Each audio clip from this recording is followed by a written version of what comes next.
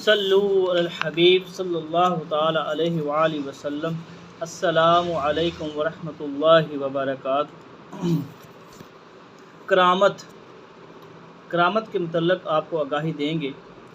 حضرت ابن عمر رضی اللہ تعالیٰ عنہ سے روایت ہے کہ حضرت فاروق اعظم رضی اللہ تعالیٰ عنہ نے ایک لشکر نہادند کی طرف بھیجا اور اس لشکر پر ایک مرد کو سپہ سالار مقرر فرمایا جن کو ساریہ کہا جاتا تھا۔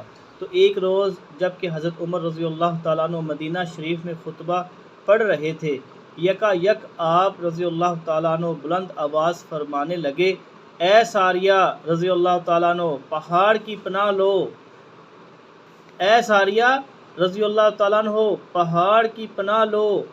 چند روز کے بعد لشکر سے ایک قاصد آیا تو اس نے عرض کیا، اے امیر المومنین، ہمارے دشمن نے ہم پر حملہ کیا، ہم کو شکست دی۔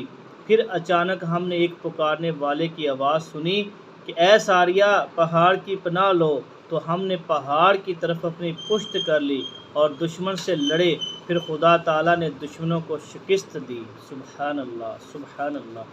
حضرت ابن منقدر رضی اللہ تعالیٰ عنہ سے روایت ہے کہ حضرت سفینہ رضی اللہ تعالیٰ عنہ جو رسول کریم صلی اللہ علیہ وآلہ وسلم کے غلام تھے، ایک مرتبہ سرزمین میں روم میں اسلامی لشکر تک پہنچنے کا راستہ بھول گئے یا قید کر دیے گئے تھے، تو اسلامی لشکر کی تلاش میں نکل بھاگے۔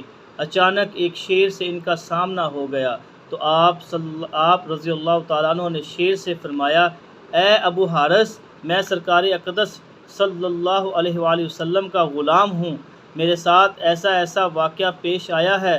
تو شیر کتے کی طرح دم ہلاتا ہوا قریب آ کر حضرت سفینہ رضی اللہ تعالیٰ عنہ کے پہلو میں کھڑا ہو گیا اور ساتھ ساتھ چلتا رہا۔ جب شیر کسی چیز کی آواز سنتا تو اس کی طرف دوڑ پڑتا، پھر واپس آ کر ان کے پہلو میں چلنے لگتا، یہاں تک کہ حضرت سفینہ رضی اللہ تعالیٰ عنہ اسلامی لشکر تک پہنچ گئے، پھر شیر واپس ہو گیا۔ سبحان اللہ۔ حضرت انس رضی اللہ تعالیٰ عنہ سے روایت ہے کہ سید بن خدیر اور عباد بن بشر رضی اللہ تعالیٰ عنہ نبی کریم صلی اللہ علیہ وآلہ وسلم سے اپنی کسی معاملے میں ایک پہر رات گزارنے تک گفتگو کرتے رہے۔ وہ رات بہت تاریک تھی۔ پھر وہ لوگ اپنے گھروں کو واپس ہونے کے لیے رسول کریم صلی اللہ علیہ وآلہ وسلم کی بارگاہ سے نکلے اور دونوں حضرات کے ہاتھ میں چھوٹی چھوٹی لاٹھیاں تھیں۔ پھر ان میں سے ایک صاحب کی لاٹھی دونوں کے لیے روشن ہو گئی۔